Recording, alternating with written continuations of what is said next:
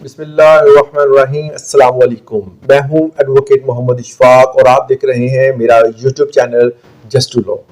आज हमने जिस टॉपिक पे बात करनी है वो है कि ऑब्लिगेशन ऑफ लैंडलॉर्ड क्या होती हैं, कि एक मालिक मकान की कौन कौन सी जिम्मेदारियां होती हैं, उसको आज हमने डिस्कस करना है। अब ये जो लैंडलॉर्ड की जिम्मेदारियां हैं ये किस कानून के तहत है? Punjab rented premises act 2009। ये वो एक्ट है जिसमें ये बता दिया गया है कि एक किराएदार और मालिक मकान की कौन कौन सी जिम्मेदारियां हैं और किस बिना पर किराएदार जो है वो मकान ले सकता है और उसकी क्या जिम्मेदारियां होंगी और मालिक की क्या जिम्मेदारियां होंगी, इस चीज को आज हमने देखना है। तो पंजाब रेंटेड प्रीमिसेस एक्ट 2009 के तहत जो है वो सेक्शन 11 हमें बताता है कि सबलेटिंग जो है वो एक किराएदार नहीं कर सकता। अगर वो सबलेटिंग करता है तो वो तहरीरी तौर पर मालिक से परमिशन लेगा, फिर सबलेटिंग कर सकता है। तो क्योंकि ये हमारे कानून में आ गया है तो इस पे अमल करना भी जरूरी है, चाहे ये किराएनामे में लिखा हो या ना लिखा हो। ये सबलेटिंग अगर आप करते हैं तो उसके लिए तहरीरी तौर पर परमिशन लेनी जरूरी है। उसके बाद सेक्शन 12 आ जाता है जिसमें ऑब्लिगेशन ऑफ लैंडलॉर्ड लिखी गई है कि मालिक मकान की कौन कौन सी जिम्मेदारियां हैं, उसको आज हमने डिस्कस करना है। मेन जो टॉपिक हमारा है,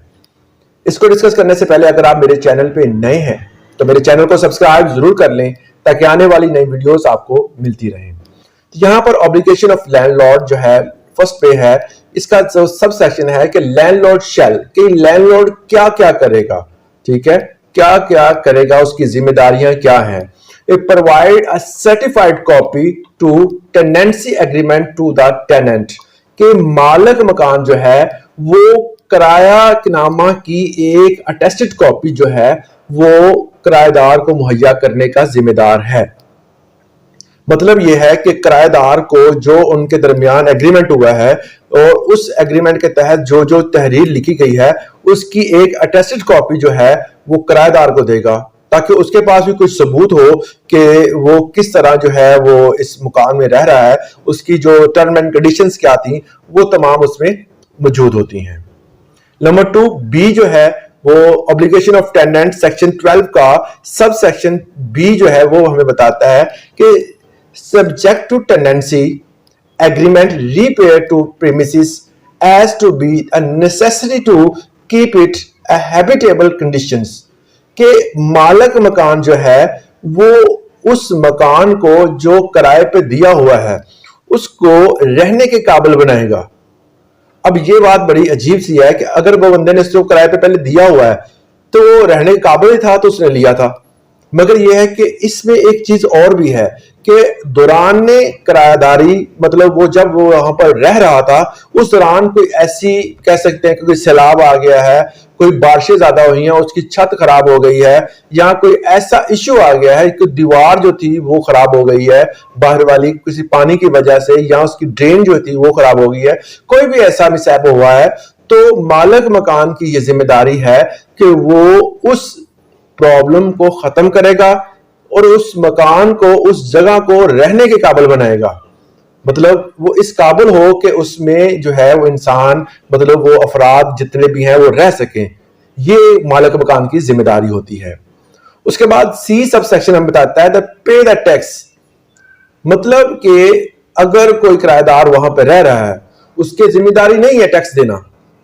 टैक्स जो है वो हमेशा मालिक मकान पे करता है। वो किसी भी किस्म का टैक्स हो सकता है, प्रॉपर्टी टैक्स हो सकता है, इसके अलावा अगर कोई उसमें कोई आपने बिजली का मीटर लगवाया है या आपने कोई पानी का बिल देना था उसका कोई टैक्स पड़ा हुआ था, या कोई एक्स्ट्रा टैक्स जो है वो बिजली के साथ लग कर आता है, तो वो तमाम टैक्सेस जो होंगे जो कि उस बंदे ने यूज नहीं किया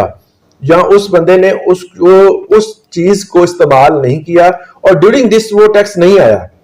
तो वो टैक्स जो होगा वो मालिक मकान ही देगा। मतलब यह है कि pay the tax for a charge to live on the premises under the law for the time being in force. ये है सब सेक्शन सी के टैक्स जितने भी होंगे वो मालिक मकान की जिम्मेवारी है। उसके बाद आता है सब सेक्शन 2, उसमें है subject to tenancy agreement a landlord shall not अब ये एक बात आ गई है कि कौन कौन से काम है जो कि मालिक मकान नहीं करेगा।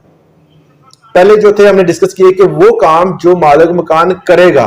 जिसको करने का वो जिम्मेदार है। अब वो काम हमने डिस्कस करने हैं कि जो काम वो नहीं करेगा। पहला है द कट ऑफ, सस्पेंड और withhold without just a sufficient cause and amenity utility और ईजमेंट ऑफ द प्रीमिसेस, कि अगर कोई सहूलत उसे मिल रही थी, बिजली की सहूलत, पानी की सहूलत, ठीक है, गैस की सहूलत, इसके अलावा भी अगर कोई उसे उस मकान में रहते हुए सहूलत मिल रही थी, उसको अगर वो दौरान रहाइश, दौरान किराएदारी अगर वो उसको कट करता है तो वो उसका जिम्मेदार होगा। वो तमाम सहूलियात दोबारा उसको बहाल करना पड़ेंगी। कि दौरान किराएदारी अगर कोई सहूलत मौजूद थी और वो खत्म कर दी है और जो वादे में लिखी हुई थी, तो वो बंदा उसको, वो मालिक उस सहूलत को दोबारा फिर बहाल करने का जिम्मेदार है। नेक्स्ट सब सेक्शन 2 का बी सेक्शन जो है, enter the premises without giving the tenant and reasonable notice, कि अगर कोई बंदा, अगर कोई मालिक जो है वो चाहता है कि वो अपने जगह का मुआयना करे, ठीक है, उसको देखे कोई तोड़ फोड़ तो नहीं हुई, उसके लिए भी उसको उस किरायादार से परमिशन लेनी पड़ेगी। ये नहीं हुआ जब मर्जी दिल किया हो जाके उनके घर का दरवाजा नॉक किया और चले गए अंदर, ऐसा बिल्कुल नहीं है। अगर आपको अपनी जो है वो प्रॉपर्टी को देखना है तो आप उसको बताएंगे कि जनाब हम फलां दिन आएंगे, तो आप उस दिन इंतजाम कर लें, अगर कोई प्रॉब्लम है तो वो देख लें, तो उस हवाले से वो तमाम कंसर्न दूर कर लें, हमने कल आना है अपनी प्रॉपर्टी को चेक करने के लिए। तो ये जो है वो प्री नोटिस देना जरूरी होता है। उसके बाद है कि if a landlord the neglect और the fail to fulfil the obligations, अगर कोई मालिक मकान जो है वो तमाम चीजें जो एग्रीमेंट में लिखी गई थी, किराएनामे में जो चीज लिखी गई थी उसको पूरा नहीं करता, उस एग्रीमेंट पे जो चीजें लिखी गई थी उसको पूरा नहीं कर रहा,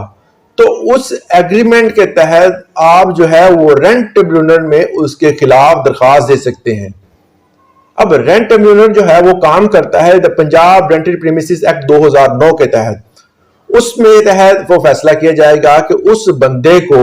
वो कौन कौन सी कह सकते हैं कि रेमेडीज डाली जाएं ताकि वो उस जगह को जो है वो ठीक तरीके से रखे और किराएदार को सहूलतें दे सके जो कि उस एग्रीमेंट में लिखी गई हैं। अब आ जाते हैं सब सेक्शन 4 का बी सेक्शन। इसमें है कि if a tenant has been to enjoyable of an amenity to utility और easement with has been cut off, के वो चीजें अगर जो सहूलियात उस एग्रीमेंट में लिखी गई थी वो खत्म होती हैं, तो वो बंदा, वो किराएदार जो है वो रेंट ट्रिब्यूनल में जाकर उसके खिलाफ दरखास्त दे सकता है और उस दरखास्त में ये लिखेगा कि जनाब इस बंदे ने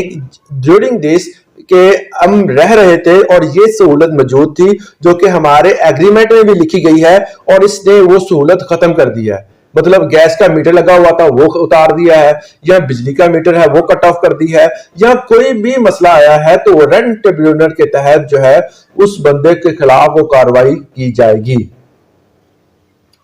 इसके अलावा वो सहूलत फर्ज कर लें कि वो खत्म हो गई है, उस सहूलत को बहाल करने के लिए जो है अगर वो किरायादार के कुछ खर्चा हुआ है, कुछ पैसे खर्च हुए हैं, तो वो बंदा वो पैसे, वो खर्चा जो है उस मालिक मकान के जितने भी रेंट वो दे रहा है, जो पैसे उसको दे रहा है उससे वो कट करके वो दोबारा उसको पैसे देगा। मतलब अगर 10,000 दे रहा था, 2,000 रुपया खर्चा आया उसका उस सहूलत को बहाल करने के लिए, तो वो बंदा 2,000 काट के 8,000 रुपए करेगा। इसके अलावा the landlord has to fail to keep the premises in habitable condition, कि अगर लैंडलॉर्ड जो है वो फेल हो जाता है उस जगह को मेंटेन करने के लिए, मतलब वो मेंटेनेंस नहीं कर पा रहा, वो जो घर दिया है उसमें कुछ प्रॉब्लम्स आ रही हैं, उसकी दीवार खस्ता हाल हो गई है, उसके अलावा उसकी छत जो थी वो सही नहीं रही, यहाँ इसके अलावा फर्श जो था वो नीचे बैठ गया है, या कोई भी ऐसी तब्दीली आई है जो मेजर कंस्ट्रक्शन तब्दीली है, तो उस तब्दीली को क्या करेगा, वो बंदा ठीक करवाएगा और उस पे जो भी खर्चा आएगा वो उसके किराए में से काट कर उसको देगा।